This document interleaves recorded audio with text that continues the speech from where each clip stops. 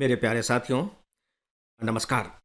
Friends, सबसे पहले मैं आप सबको एक सूचना देना चाहूँगा और ये बहुत ही महत्वपूर्ण सूचना है। मैं रिपीट कर रहा हूँ, ये बहुत ही महत्वपूर्ण सूचना है और चूँकि इस सूचना का सीधा संबंध मई में होने जा रहे प्री एग्ज़ामिनेशन से है और उसके भी बहुत ही इम्पोर्टेंट हिस्से से है, इसीलिए मैंने कहा कि ये बहुत ही महत्वपूर्ण सूचना है, इसे ध्यान से सुनें।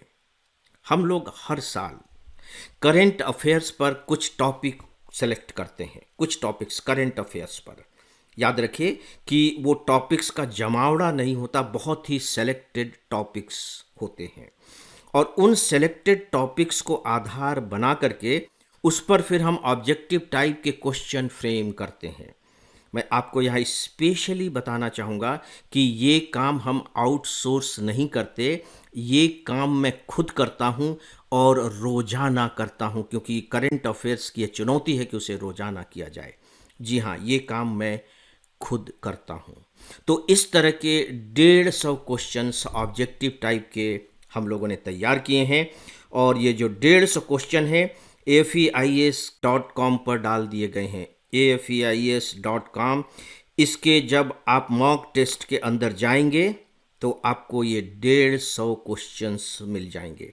ये मोबाइल ऐप पर भी अवेलेबल है। दोस्तों, यहाँ मैं जो एक बहुत ही महत्वपूर्ण बात कहना चाहूँगा, इसे भी पूरे ध्यान से सुने।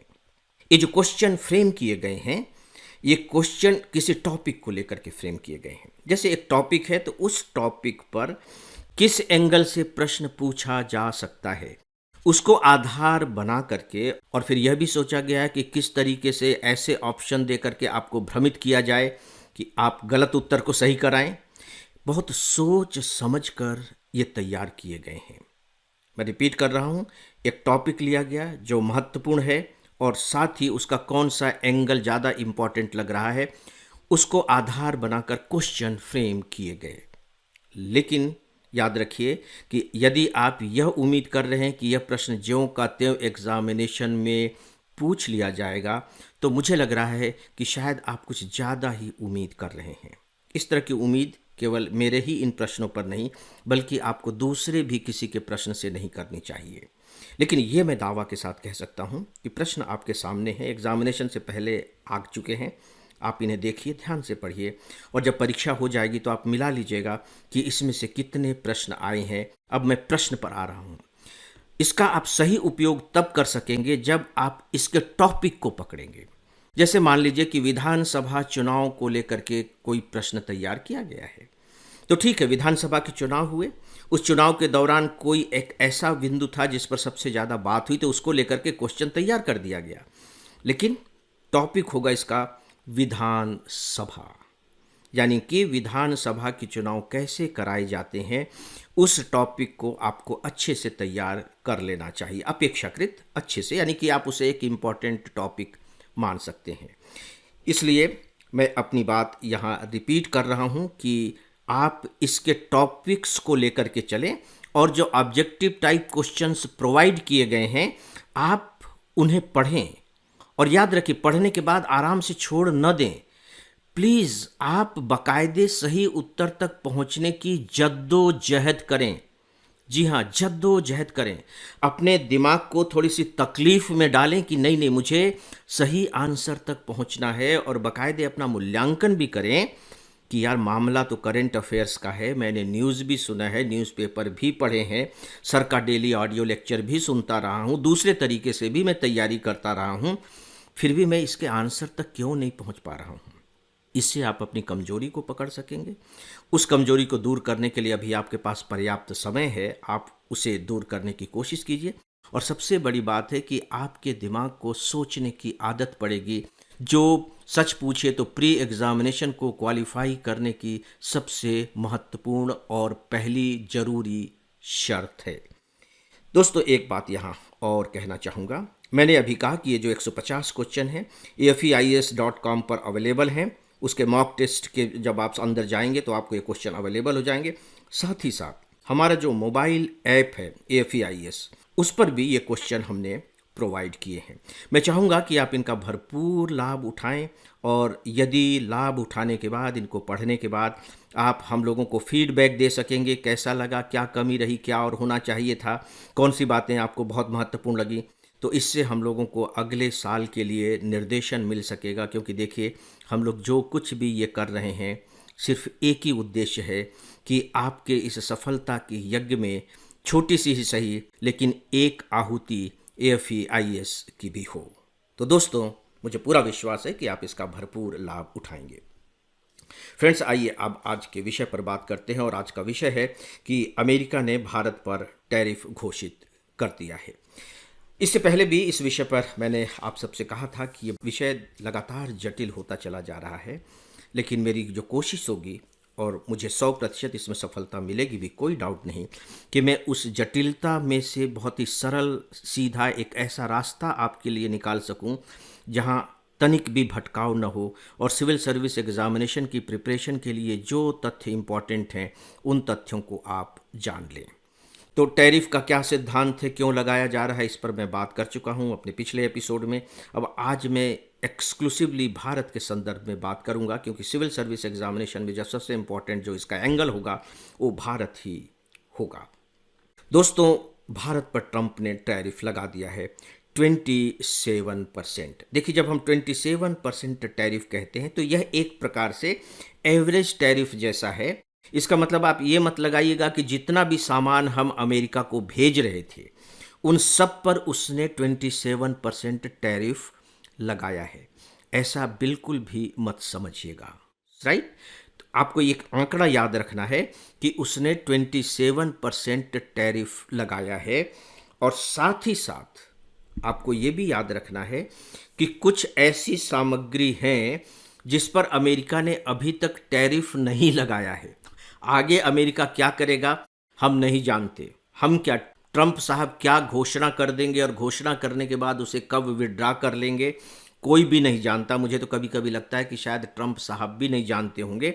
लेकिन सामान्य तौर पर जिन क्षेत्रों पर उन्होंने टैरिफ नहीं लगाया है, बस उसे ध्यान से सुन लीजिए, बस दिमाग में थोड़ा सा रख लीजिएगा। जैसे फार्मास्यूटिकल्स, जो दवाइयाँ हमारे यहाँ से जाती हैं, उन पर उन्होंने कोई टैरिफ नहीं लगाया है। देखिए, भारत दवाइयाँ उत्पादन करने का बहुत बड़ा केंद्र है और दुनिया की सबसे सस्ती मेडिसिन्स हम उत्पादित करते हैं, ये बात आपको मालूम भी होना चाहिए। तो इस पर अमेरिका ने कोई आयात कर नहीं लगाया है। मशीनरी पर भी अभी तक घोषणा नहीं की गई है। राइट? जो ऑर्गेनिक, जो केमिकल्स होते हैं, उस पर भी टैरिफ नहीं लगाया गया है। और हमारे यहाँ से जो इमारती पत्थर जाते हैं उस पर भी टैरिफ नहीं लगा है। सामान्य तौर पर ये सेक्टर हैं जिन पर अभी अमेरिका ने टैरिफ नहीं लगाया है। ठीक है?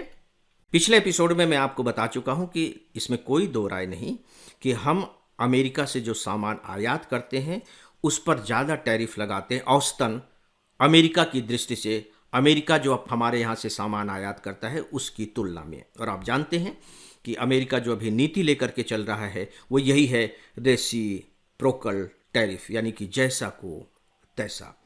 दोस्तों, अब अमेरिका ने हमारे यहाँ की किन किन वस्तुओं पर टैरिफ लगाया है, दूसरे देशों पर क्या टैरिफ लगाया गया है, उससे हमें कितना लाभ होगा, कितना नुकसान होगा, इस पर मैं आज बात नहीं करूँगा। इस विषय पर मैं कल बात करने जाऊँगा।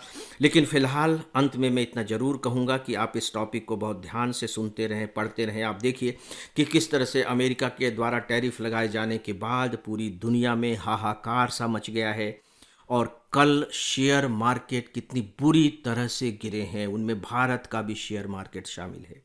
सीधी सी बात है कि अब दुनिया समझ नहीं पा रही है कि ये जो पूरी की पूरी विश्व अर्थव्यवस्था में जो एक हलचल सी मच गई है, ये किस डायरेक्शन में जाएगी, क्या होगा, क्या नहीं होगा, आयात का क्या होगा, निर्यात का क्या होगा। देखिए, टैरिफ का केवल यही मतलब नहीं कि अमेरिका ने जिस पर टैरिफ बढ़ा दिया है उसका निर्यात ही कम हो जाएगा, केवल यही बात नहीं है। क्योंकि ये भी तो हो सकता है कि हम अमेरिका से कुछ ऐसा सामान आयात करते थे जो कच्चा माल होता था और उस माल को फिर हम तैयार करके, मैन्युफैक्चर्ड करके अमेरिका को भेजते थे। तो आयात और निर्यात दोनों ही प्रभावित होंगे। और अमेरिका ने केवल भारत पर ही तो टैरिफ लगाया नहीं है, आप बहुत अच्छे से जानते हैं। शुरुआत उसने चाइना से कर दी है, यूरोप से कर दी है, कनाडा पर लगा दिया है, मैक्सिको, किस देश को छोड़ा है, और वो किसी देश को छोड़ेंगे भी नहीं। तो पूरी दुनिया एक प्रकार से आर्थिक आशंका के दौर से गुजर रही है। जो अर्थशास्त्री हैं वो भी नहीं समझ पा रहे हैं कि क्या होगा। तो जो दुनिया की अर्थव्यवस्था या यूं कह लीजिए कि जो शेयर मार्केट है वो सहम गया है। अंदाजा नहीं लगा पा रहा है कि अंततः क्या होगा। तो इसीलिए फिलहाल शेयर मार्केट में तेजी से बिकवाली बढ़ गई है। लोगों को लग रहा है कि आगे चल कर के रेट्स और कब हो सकते हैं, तो अपना सामान तेजी के साथ बेचना शुरू कर रहे हैं। खरीदने वाले ज़्यादा लोग हैं नहीं, तो जब सप्लाई ज़्यादा हो जाएगी, डिमांड कम रहेगी, तो आप जानते हैं कि वस्तुओं के मूल्य गिरेंगे और शेयर के मूल्य गिरने शुरू हो गए हैं। तो ये कोई बहुत बड़ी बात नहीं है। यह तो आप यूं कह लीजिए कि होना ही था। ये जो प्रतिक्रिया हो रही है शेयर मार्केट की, यह बहुत ही स्वाभाविक प्रतिक्रिया है। और आपने कल न्यूज़ में सुना होगा, अखबारों में भी पढ़ा होगा आज के, कि ट्रंप साहब ने कहा है कि नहीं नहीं, ये कोई बड़ी बात नहीं है, ये तो होना ही था एक बार, ये सामान्य तरीके की व्यवस्था है। शुरू में अभी थोड़ा सा होगा, लेकिन ये एक मेडिसिन की तरह है। अभी कड़वी लग रही है, लेकिन बाद में जाकर के इसी से अमेरिका की अर्थव्यवस्था का इलाज भी हो सकेगा। लेकिन भविष्य में क्या होगा हम नहीं जानते हैं। लेकिन फिलहाल की जो स्थिति है वो हम सबके सामने है, और उस फिलहाल की स्थिति को ही लेकर के हम लोग इस विषय पर बातें करेंगे। तो दोस्तों, इस विषय पर बस इतना ही। और दोस्तों, इसी के साथ ही आज के इस डेली ऑडियो लेक्चर को यही समाप्त करता हूँ। नमस्कार।